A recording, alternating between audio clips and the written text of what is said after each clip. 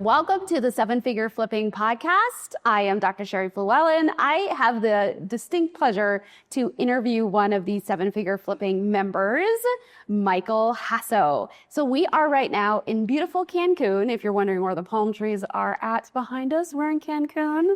Hopefully you can join us next time we're here for the Seven Figure Flipping Paradise Mastermind. I don't remember if that's what we actually call it, but so what I want to talk to you today or share with you with Michael is a little bit of your story about where you've come during your time in Seven Figure Flipping. And I would love to hear, what is the next level for you, especially with having just come off the heels of this mastermind and all of like the amazing things that you're learning and that are rolling around in the brain. You're like, oh my gosh. I would just love to hear a little bit about that. But first, we'll start. Can you just kind of give us a little background about who you are as a real estate investor? Yeah. So I joined Seven Figure Flipping, I think 2.5 years ago now.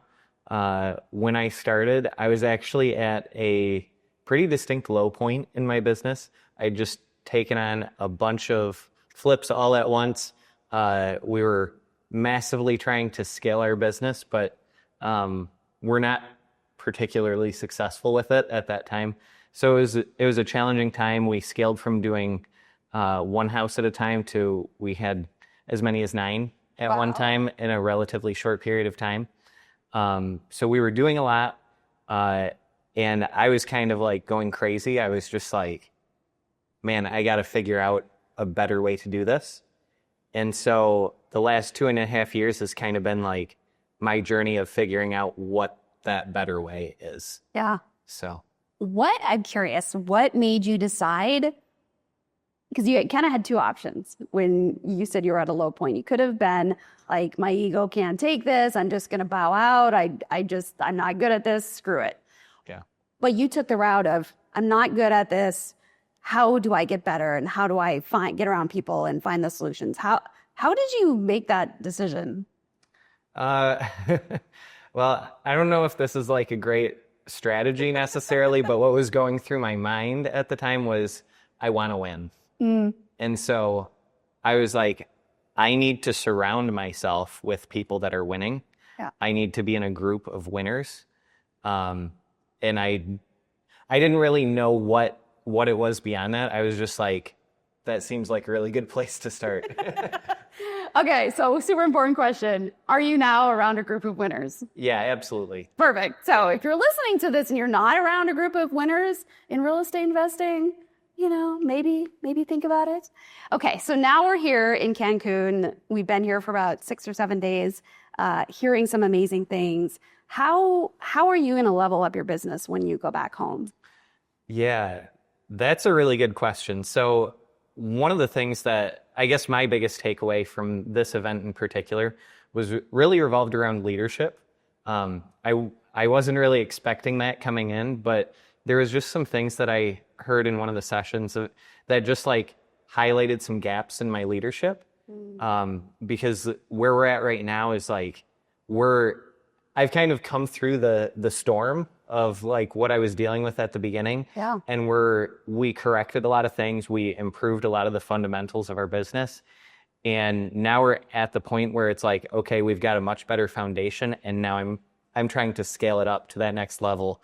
So it's kind of like, in a way, come full circle from when I started with Seven Figure.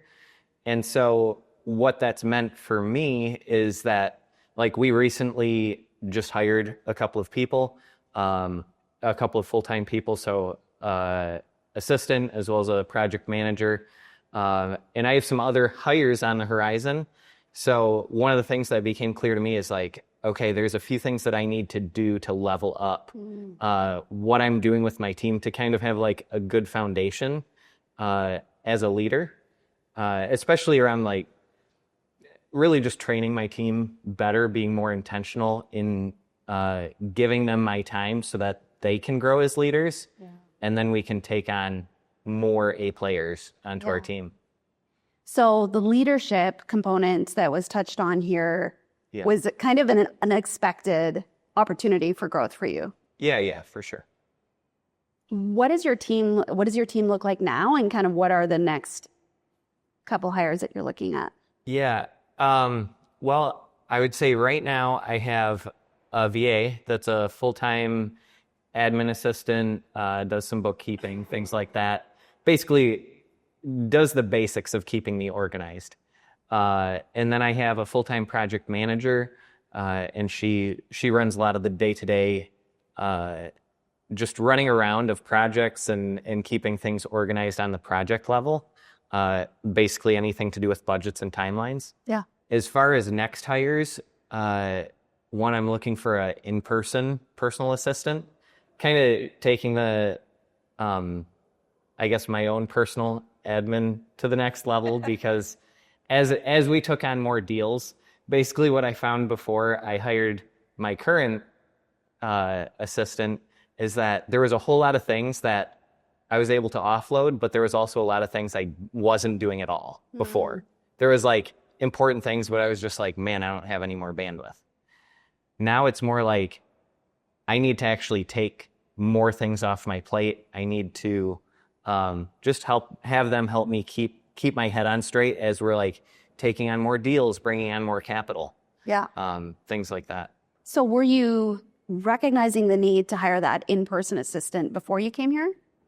Yeah, it was on my mind. Okay. Yeah. What are you going to do differently in that hire based on what you learned and have talked about here?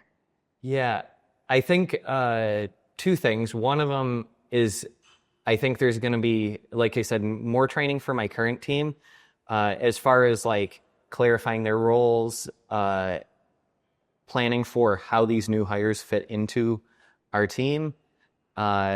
And I think also just being better prepared for some of the training that I'll need to give these new hires to integrate with our team really well. So it got me thinking a few steps ahead of where I would have been otherwise. Yeah. What are you most excited about offloading? Offloading, that's a good one. I would say probably I'd like to get, one of my hires is going to be an operations manager. I'd like to offload paying invoices. Okay. So that would be a big help right now, actually. Every invoice I get in my email, I'm like, oh, it like pains me to like want to have to pay it. Yeah. And where do you want to see your business in a year from now? Because part of what we just did towards the end here, for those of you that did not have the pleasure to be part of this year, is we did some annual planning and 90-day planning and kind of just got the structure of that. So you probably already were thinking about that a little bit, but then we're given some space and time to work on that. So what does that look like for you in a year? Yeah, so a year from now, I want to hit 7 figures gross profit, so over $1 million gross profit. And I plan to raise over an additional $3 million of capital. That's awesome. So, that's awesome. Yeah. What would you say to the listeners of this podcast? What encouragement or little words of wisdom would you love to impart? Yeah, well, I'll just say, because I was reminded during this event that of where I was a year ago, and I will say a year ago, it was just a night and day difference. I know I said I've been a part of 7 Figure for going on like 2.5 years now. Yeah. But really a dramatic change in the last 12 months. And I would say if you're going through a hard time, it's amazing what a year can do for you. So keep going, get around the right people, and if nothing else, focus on the data, focus on the numbers, and just keep improving each day. So I think Michael is a great example of perseverance, of when you're down and feeling like the world is crashing around you and you're doing a ton of deals, but they're not profitable and I have no idea. You're like, I don't really know what that low point looked for you, but you hung in there and problem solved that you needed to be around the right people to be able to improve. Like, that's awesome. And if you want to be around more people like Michael and listen to more of these stories, definitely want to subscribe to the podcast and think there would be value to be part of 7 Figure Flipping? Absolutely. Yeah. Awesome. It's the best group in the country for sure. Awesome. Well, you heard it here. And I'm not getting paid for this. I just believe in 7 Figure Flipping as well. I think this is really a phenomenal community.